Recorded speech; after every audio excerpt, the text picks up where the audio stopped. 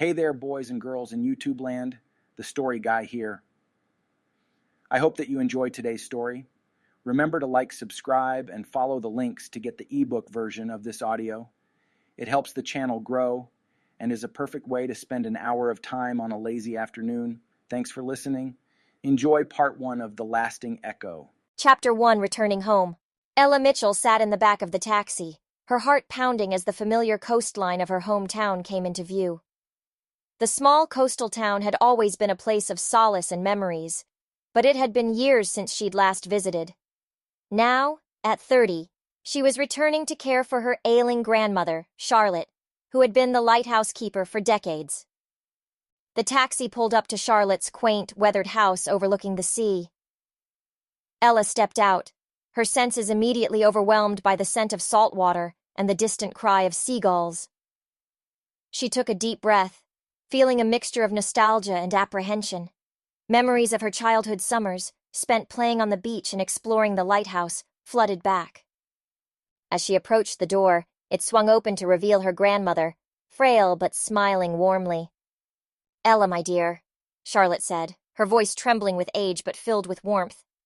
"Hi, Grandma," Ella replied, hugging her gently. "It's good to be home." Inside, the house was filled with relics of the past, old photographs, nautical charts, and the ever-present smell of the sea. The walls were adorned with pictures of ships, and shelves were lined with seashells and trinkets collected over the years. The comforting, cluttered home had barely changed since Ella's last visit. Charlotte led Ella to the cozy kitchen, where the aroma of freshly baked cookies filled the air. They sat at the worn wooden table, sipping tea and catching up. "How have you been feeling?" Ella asked, concern evident in her voice. "Oh, just the usual aches and pains of old age," Charlotte replied with a smile. "But I'm managing. It's good to have you here." "I'm here to help, Grandma. Whatever you need." As the evening wore on, Ella unpacked her things in her old room.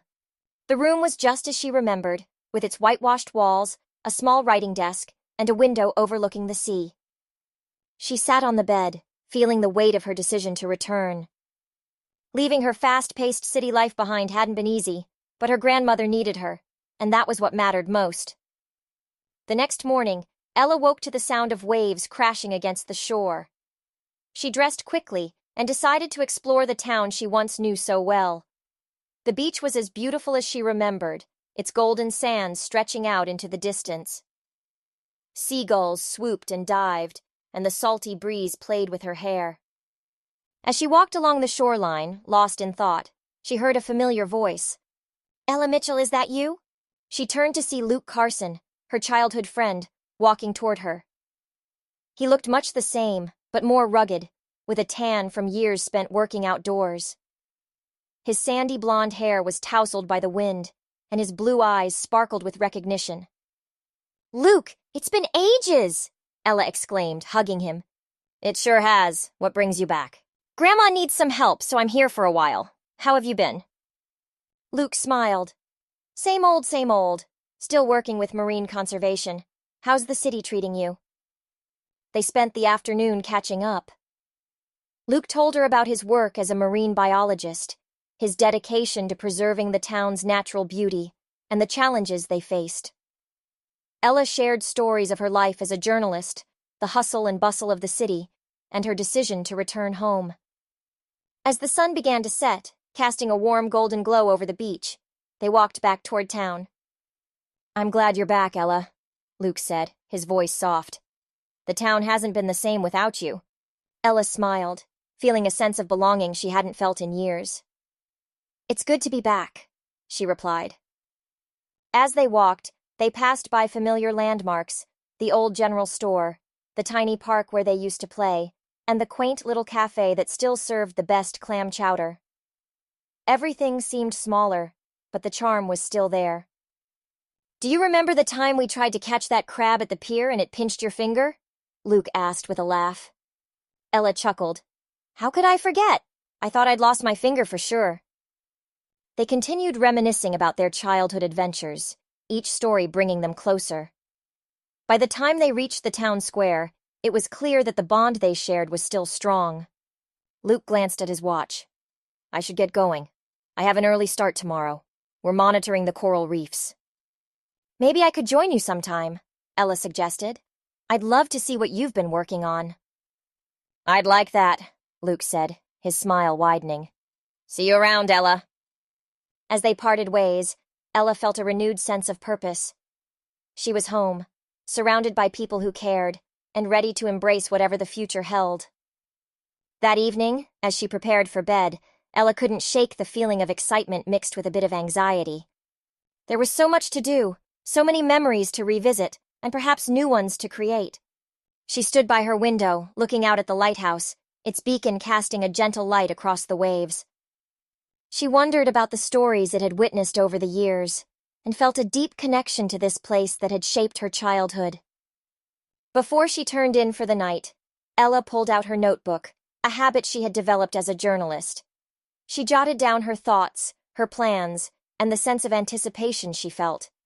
Tomorrow she would start fresh, ready to support her grandmother and reconnect with the town she had once called home.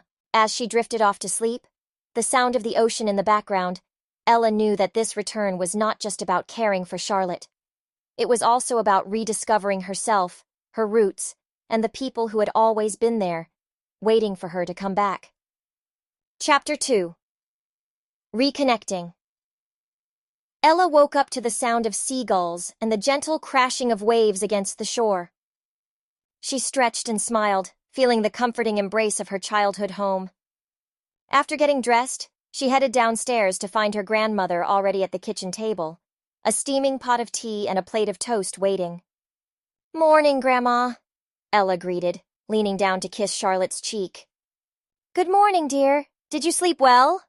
Charlotte asked, her eyes twinkling with warmth. "Like a rock," Ella replied with a smile. "I'd forgotten how soothing the sound of the ocean can be." After breakfast, Ella decided to take a walk around town. She wanted to reacquaint herself with the place she'd once known so intimately. The morning air was crisp and salty, a refreshing change from the city's smog. As she walked down Main Street, she noticed that while some things had changed, much had remained the same. The general store still had its weathered sign, the park's swings still creaked with the breeze, and the cafe still emitted the tantalizing aroma of freshly baked goods. She decided to stop by the cafe for a coffee, and maybe a slice of their famous blueberry pie. Inside, the cafe was bustling with morning activity. The owner, Mrs. Thompson, recognized Ella immediately. "Ella Mitchell! I haven't seen you in ages!" Mrs. Thompson exclaimed, her face lighting up with a smile. "Hi, Mrs. Thompson. It's good to see you," Ella replied, returning the smile. "I'm back to help out my grandmother." "She'll be glad to have you. She's been talking about you nonstop. What can I get for you?" "I'll have a coffee and a slice of blueberry pie, please." As Ella sat down with her order, she pulled out her notebook and began jotting down observations and ideas for her time back in the town. She was interrupted by a familiar voice. "Mind if I join you?" Ella looked up to see Luke standing there, a warm smile on his face. "Of course, have a seat," she replied, gesturing to the empty chair. Luke sat down, and they picked up their conversation from the previous day. They talked about their lives, their work, and their hopes for the future. Ella found herself drawn to Luke's passion for marine conservation and his deep connection to the town. "Have you always wanted to be a marine biologist?" Ella asked, curious. "Pretty much," Luke replied. "Ever since I was a kid, I've loved the ocean. I wanted to do something to protect it." "That's amazing," Ella said. "I'd love to see what you're working on sometime." "You're welcome to join me any time," Luke offered. "In fact, we're doing some monitoring at the coral reefs tomorrow. You should come along." "I'd love that," Ella said, excitement bubbling up inside her. They finished their coffee and pie, and Luke walked Ella back to her grandmother's house. As they reached the front gate, Luke hesitated for a moment. "Ella, there's something I should tell you," he began, looking serious. "What is it?" Ella asked, concern creeping into her voice. "There's a developer who's been trying to buy up land around here. He wants to turn the town into a tourist hotspot. A lot of people are excited about it, but I'm worried about the impact on the environment." Ella frowned. "That sounds concerning. What can we do about it?" "I'm not sure yet, but I know we need to raise awareness and get people to understand what's at stake, Luke said. I could use your help if you're interested. Of course, I'll do whatever I can, Ella promised. As Luke left, Ella felt a mix of emotions. She was excited to be involved in something important, but also worried about the future of her beloved hometown. She resolved to learn as much as she could about the development plans and help Luke in any way possible. That evening after dinner, Ella decided to spend some time with her grandmother. They sat in the living room, the soft glow of the lamp casting a warm light over the room.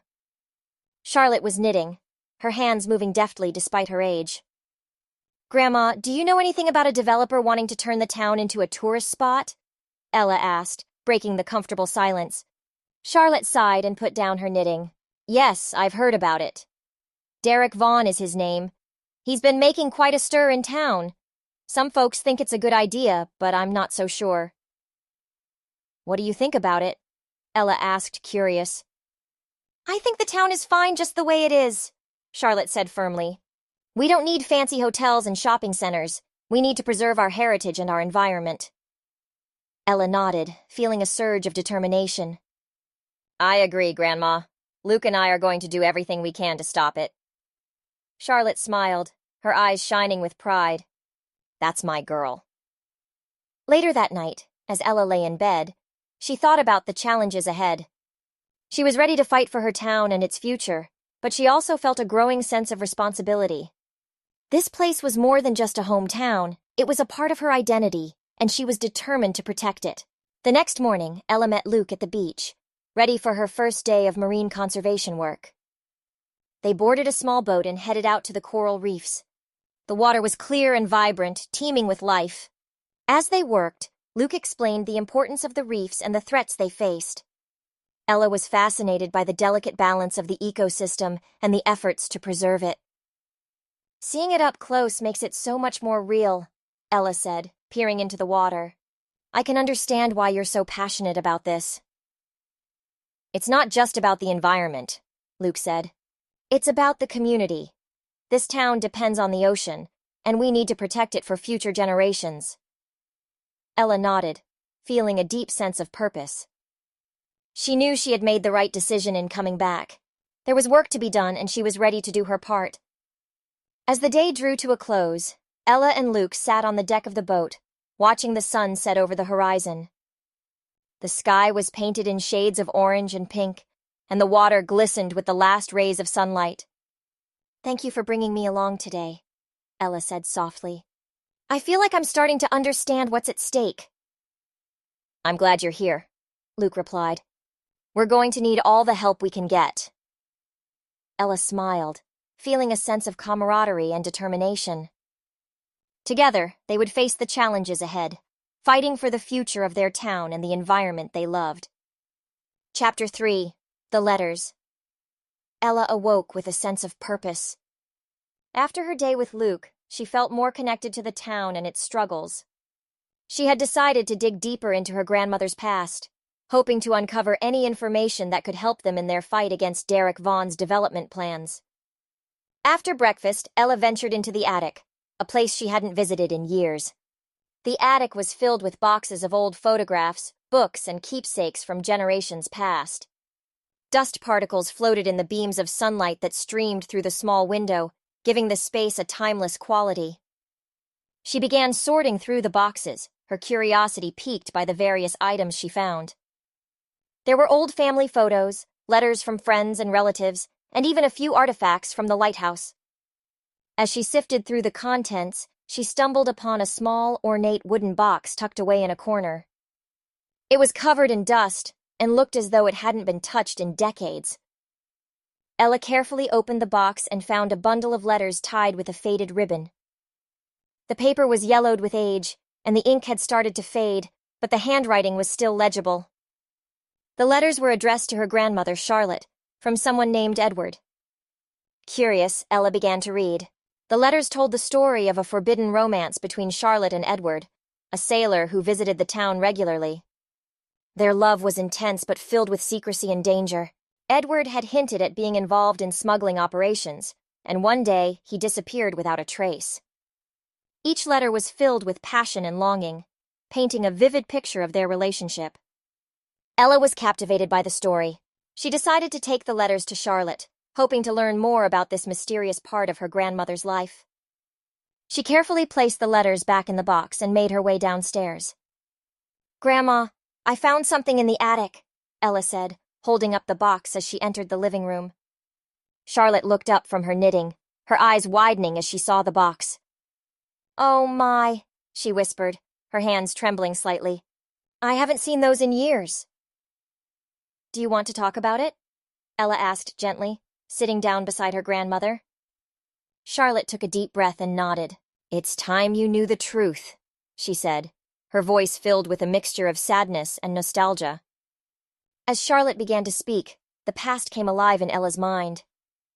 She learned that Edward had been more than just a sailor. He was a man deeply involved in smuggling operations along the coast. Despite his dangerous lifestyle, Charlotte had fallen deeply in love with him. They had planned to run away together, but before they could, Edward disappeared under mysterious circumstances. "Do you think he was—" Ella hesitated, not wanting to say the word. Charlotte nodded. "I believe he was killed.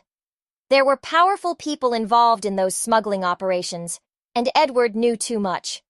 After he disappeared, I received threats to keep quiet. It was a dark time." Ella felt a surge of determination. "We need to find out who is behind this. Maybe it's connected to what's happening now with Derek Vaughn." Charlotte looked at Ella, a spark of hope in her eyes. "You're right. Perhaps it's time to uncover the truth." That evening, Ella and Luke met at the cafe to discuss their findings. Ella shared the story of Edward and Charlotte and the possible connection to the current development plans. "It's all starting to make sense," Luke said thoughtfully. "If Derek is connected to the same people who were involved in the smuggling operations, that would explain a lot." "We need to gather more evidence," Ella said.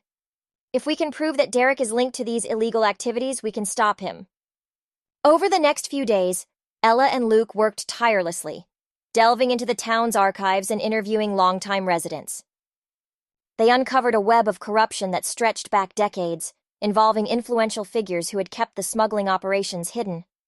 One evening, while going through old newspaper clippings in the library, Ella found an article about a young sailor who had gone missing under suspicious circumstances around the same time Edward disappeared. The article mentioned that the sailor had been involved in a smuggling ring and that his disappearance had never been solved. "This must be Edward," Ella said, showing the article to Luke. "We need to find out who wrote this." They tracked down the journalist who had written the article, a retired reporter named Henry. When they visited him, Henry was initially reluctant to talk, but after Ella explained her connection to the story, he agreed to share what he knew. "Edward was a good man," Henry said, his voice filled with sorrow. "He got mixed up with the wrong people. I tried to expose the smuggling ring, but they threatened me and my family. I had to back off." "Do you know who was behind it?" Luke asked. Henry nodded. "There were a few powerful families in town who controlled everything. They had connections to politicians and law enforcement. It was impossible to fight them alone." Ella and Luke left Henry's house with a renewed sense of purpose. They knew they were up against powerful forces, but they also knew they had to keep fighting. With each piece of evidence they uncovered, they felt closer to the truth and more determined to protect their town. That night, as Ella lay in bed, she thought about her grandmother and the sacrifices she had made. She felt a deep sense of responsibility to honor Charlotte's legacy and to fight for the future of their town. With Luke by her side, she knew they had a chance to make a difference. As she drifted off to sleep, Ella felt a renewed sense of hope. They were on the right path, and she was ready to face whatever challenges lay ahead.